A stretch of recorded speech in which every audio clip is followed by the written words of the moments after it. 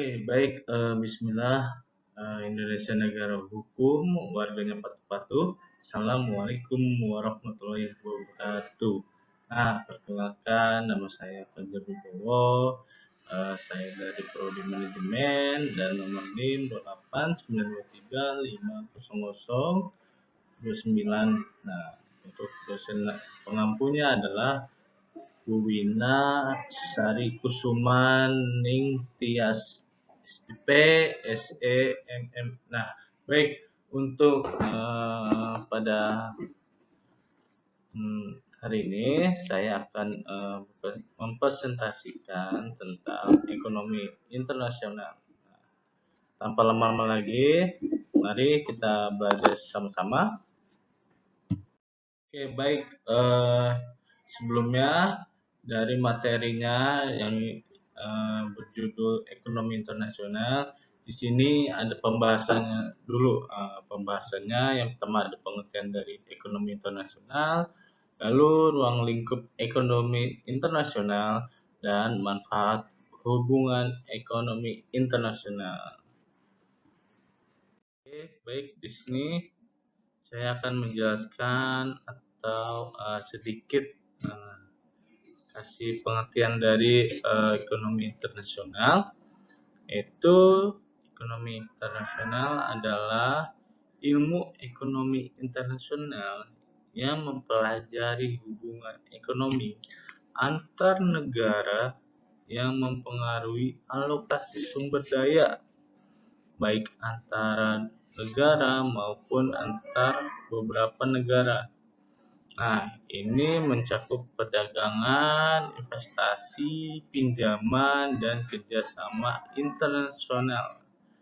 Nah, untuk itu di sini bukan hanya pengertiannya saja. Nah, di sini saya juga mencantumkan tujuan dari ekonomi internasionalnya. Nah, yang pertama itu tujuannya adalah memahami pengertian ekonomi internasional, lalu mengetahui ruang lingkup ekonomi internasional. Yang ketiga ada menganalisis manfaat hubungan internasional. Nah, itu pengertian ekonomi internasional dan tujuan dari ekonomi internasional. Oke, baik. Di sini ada konteks ekonomi internasional, di mana ada dua konteksnya, yaitu yang pertama ada fokus alokasi sumber daya. Nah, di mana ini ilmu ini mengkaji alokasi sumber daya yang langka untuk memenuhi kebutuhan manusia dalam konteks hubungan antar pelaku ekonomi dari berbagai negara.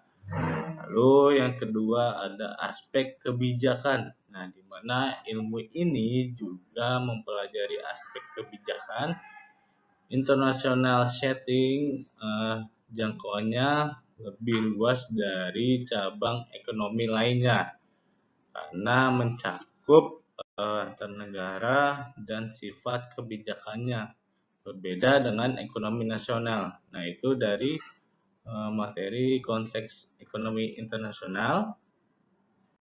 Oke, baik. Di sini itu ada tantangan utama dalam perekonomian global, di mana ada 3 tantangan utamanya. Yang pertama ada proteksionisme perdagangan. Itu dimaksudnya adalah peningkatan proteksionisme di negara-negara maju dan kecenderungan pembentukan blok-blok perdagangan, meskipun di sisi lain didengungkan perdagangan bebas. Lalu yang kedua ada ketidakstabilan moneter. Ini ketidakstabilan kurs valuta asing yang berkelanjutan dan masalah misalignment atau yang disebut berada jauh di luar keseimbangan untuk jangka waktu lama. Lalu di sini ada pengangguran dan kemiskinan. Nah, ini maksudnya adalah tingkat pengangguran yang tinggi, kemiskinan dan melebarnya jurang ketidakadilan yang dihadapi berbagai negara miskin di dunia. Nah, itu tantangan utama dalam perekonomian global. Oke, baik. Di sini ada ruang lingkup kajian ekonomi internasional. Nah, di mana ruang lingkup ini ada 4 bagian dalam kajian ekonomi internasional. Yang pertama ada teori dan kebijakan perdagangan internasional. Itu di mana ada menganalisis pola, dampak, dan regulasi pertukaran barang dan jasa antar negara. Lalu yang kedua ada teori dan kebijakan keuangan atau moneter internasional, yaitu mempelajari sistem nilai tukar, aliran modal, dan isu-isu moneter global. Lalu yang ketiga ada organisasi dan kerjasama antar ekonomi internasional. Nah, di mana ya di sini mengkaji peran lembaga-lembaga seperti WTO, IMF, atau blok-blok regional. Nah, lalu yang terakhir, yang keempat, ada perusahaan internasional dan bisnis internasional, di mana fokus pada operasi perusahaan multinasional dan strategis bisnis lintas batas. Nah, itu ruang lingkup 4 bagian dari kajian ekonomi internasional. Oke, baik teman-teman. Di sini ada perbedaan mendasar yang kalian harus tahu, mana ada ekonomi internasional dan ekonomi domestik. Nah, faktor pembeda utamanya itu ada 4 nih teman-teman. Mana yang pertama ada mata uang yang beragam. Nah, ini maksudnya atau contohnya itu ada penggunaan berbagai mata uang seperti USD atau yen, rupiah, dan lain-lain. Nah, itu memerlukan mekanisme nilai tukar. Lalu di sini ada peraturan pemerintah atau yang disebut restriksi. Itu adanya kebijakan seperti tarif, bea masuk, pajak ekspor, kuota, dan larangan yang membatasi arus ekonomi. Lalu di sini ada mobilitas sumber daya. Nah, di mana maksudnya derajat mobilitas faktor produksi, contohnya itu ada tanah, tenaga kerja, modal, itu yang berbeda dan seringkali dibatasi antar negara. Contohnya kayak pengiriman TKI, nah itu loh contoh dari mobilitas sumber daya. Lalu di sini ada hukum, selera, dan adat istiadat, di mana perbedaan budaya dan hukum ini mempengaruhi jenis barang yang diperdagangkan. Nah, contohnya larangan impor babi di negara tertentu. Di sini hanya itu saja faktor pembeda utamanya yang antara ekonomi internasional dan ekonomi domestik. Nah, oke, baik teman-teman, di sini ada manfaat hubungan ekonomi internasional. Nah, manfaatnya adalah keuntungan atau dampak positif yang diperoleh suatu negara dari adanya kerjasama ekonomi dengan negara lain di dunia. Nah, melalui hubungan ini, negara dapat memenuhi kebutuhan yang tidak bisa diproduksi, memperluas pasar perdagangan, meningkatkan pendapatan devisa, serta mendorong pertumbuhan ekonomi nasional. Nah, oke, baik teman-teman, di sini ada 3 bentuk utama hubungan ekonomi internasional.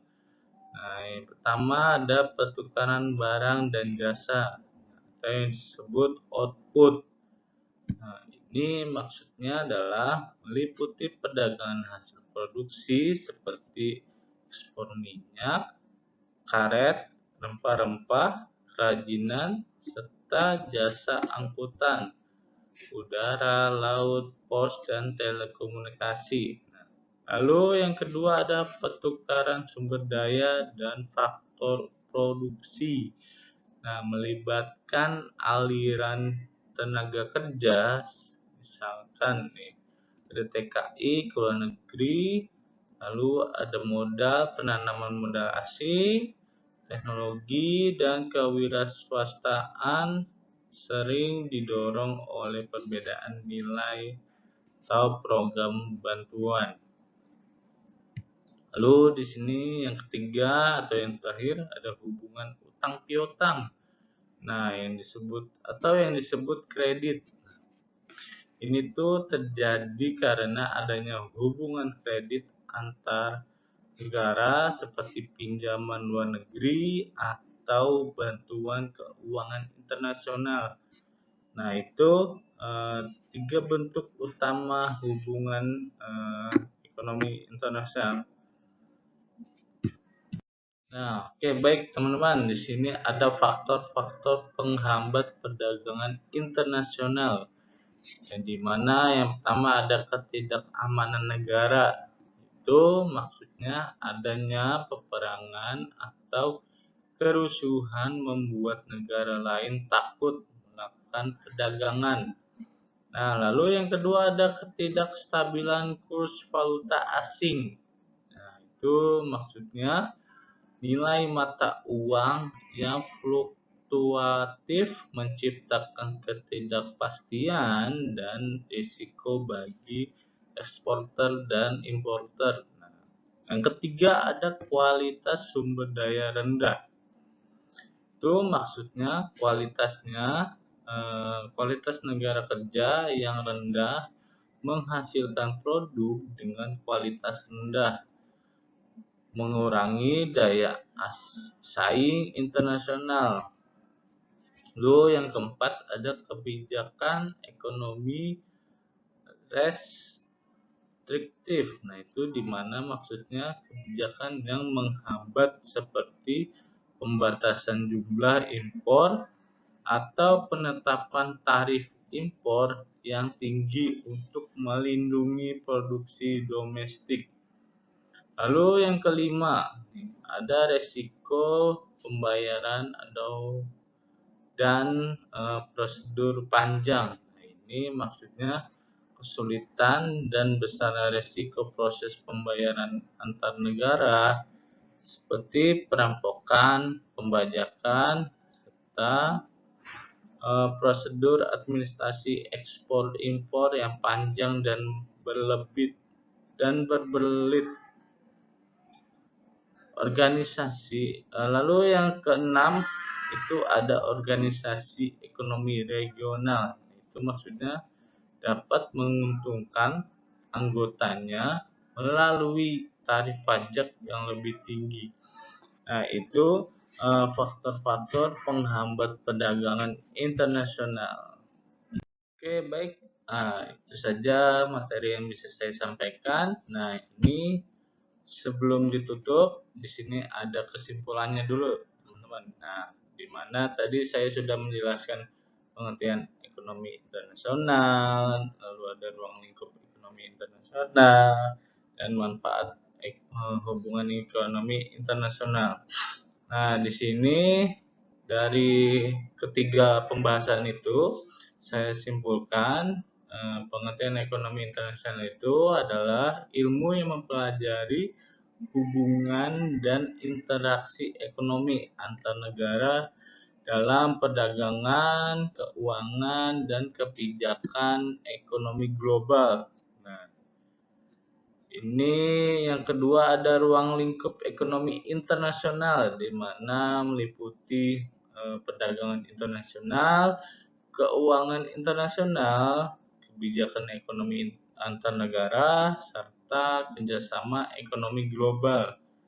Nah, yang ketiga ada manfaat ini nih, manfaat hubungan ekonomi internasional, di mana meningkatkan pertumbuhan ekonomi, memperluas pasar, memperoleh teknologi dan investasi asing, serta mempererat kerjasama antar negara. Itu kesimpulan dari pembahasan saya yang materinya ekonomi internasional. Oke, baik, itu saja materi yang bisa saya sampaikan. Kurang lebihnya mohon maaf. Jalan-jalan ke rumah Dinda, pulangnya beli good time. Terima kasih atas perhatian Anda, and see you next time. Wabillahi taufiq wal hidayah. Wassalamualaikum warahmatullahi wabarakatuh.